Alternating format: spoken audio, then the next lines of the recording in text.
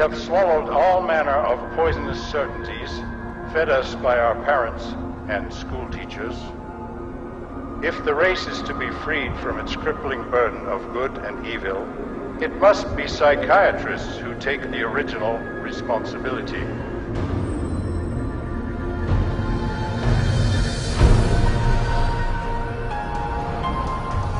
La declaración de Brock Chisholm ejemplifica la arremetida psiquiátrica directa contra nuestro sistema escolar. They actually said the purpose was social control, not to pass on knowledge, not to give him something so that he can go into the world of work. En 1950, psiquiatras y psicólogos de todo el mundo se reunieron en la Casa Blanca para proponer una reorientación total del sistema público escolar. The White House Conference on Mental Health in the 1950s was a landmark that served to bolster the idea that schools would serve their communities better as mental health clinics than they would as institutions of learning.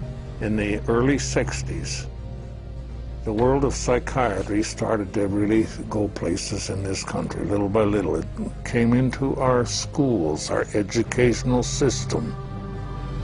Y para 1965 se convirtió en ley.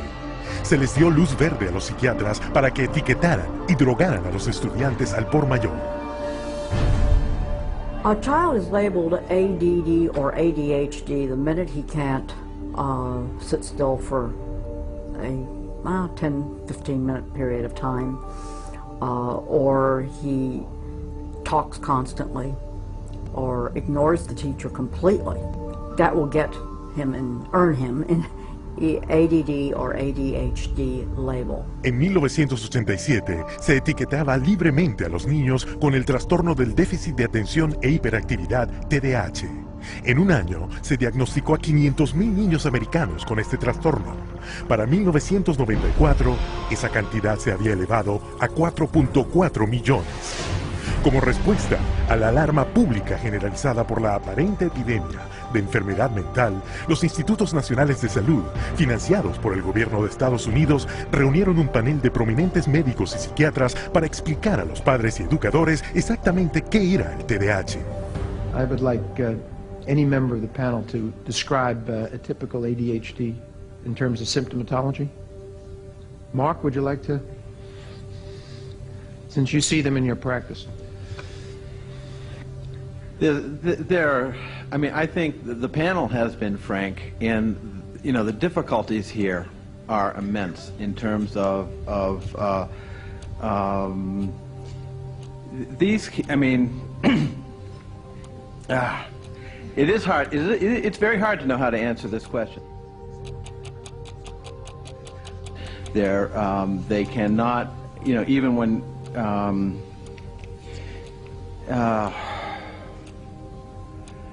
They are as if driven by a motive. There are some good clinical descriptions.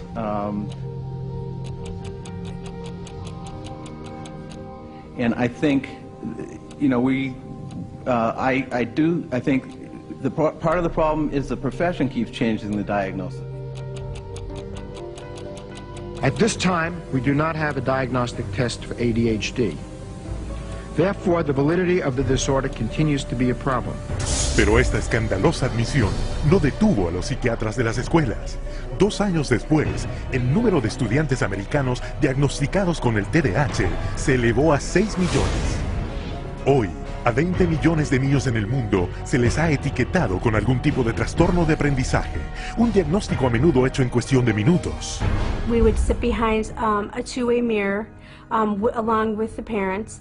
We would then look at the child. We would do small manipulative activities with them to see where their deficit was. It was wrong what we were doing. We were looking at a 5-minute glimpse of this child's life and saying, okay, here you go. Here's a little pill, take it, you'll be fine. Esas pildoritas como Ritalin, Adderall y Concerta las clasifica la Administración para el Control de Estupefacientes de Estados Unidos como sustancias muy adictivas, igual que la cocaína, la heroína y la metanfetamina.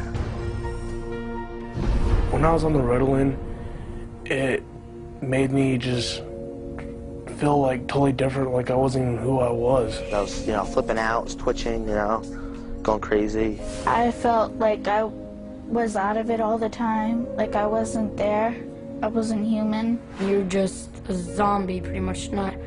You do what you can just to get by and just don't do anything extra. My mother never teased me, but she thought I really had ADHD and I was wrong, and I had something wrong with me. So I thought she'd feel bad and feel sorry for me if I died, but then again, I thought that she would miss me a lot, and I also love her a little more than I wanted to kill myself. And so I stopped when I realized that. La abundancia de medicamentos recetados creó una nueva fuente de ingreso para los chicos: vender sus medicamentos a sus compañeros. It's called kitty cocaine. They take the Ritalin and they just repackage it and they sell it on campus to the kids because it's like speed. I figured if I was going to do drugs, I might as well make it worth it. And I ended up doing street drugs, and then I ended up getting into it really bad. We're looking at marijuana and other things as being gateway drugs, and actually the so-called medications are a greater gateway drug. The Ritalin drugs are backfiring big time, because if the child is already disruptive and he takes cocaine, he's going to be a lot more disruptive after he's taken it. It is not going to calm him down. Boom, she got on the drugs and her personality changed, her behaviors changed, it became erratic and dark and violent, and it was just a nightmare. He kept having adverse reactions, becoming very, very angry. He could not control his behavior, he couldn't control his temper. He was on 5 different psych meds, Prozac and lithium, and he was 7 years old.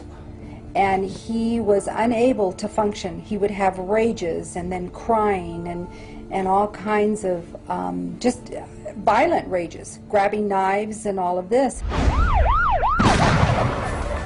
The list includes 15-year-old Kip Kinkle withdrawing from Prozac when he shot 22 classmates, killing 2 after murdering his mother and stepfather at his home in Springfield, Oregon. 18-year-old Jason Hoffman on Effexor and Celexa when he opened fire at his California high school, wounding 5. 15-year-old Sean Cooper on a mix of antidepressants when he shot students in Idaho. And 17-year-old Eric Harris on Luvox when he and partner Dylan Klebold killed 12 classmates and a teacher in the bloodiest school massacre yet, Columbine.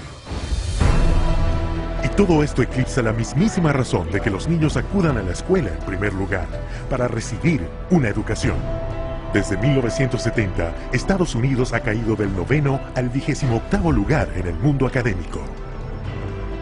Durante ese mismo periodo, el número de estudiantes americanos etiquetados con trastornos de aprendizaje se disparó y la venta de drogas para el TDAH se multiplicó 32 veces. Children don't ask for psychiatric drugs. Children don't ask to be diagnosed. They don't want to be called crazy. So you ask the classic Roman question, legal question, cui bono, who benefits? The people who make the diagnosis.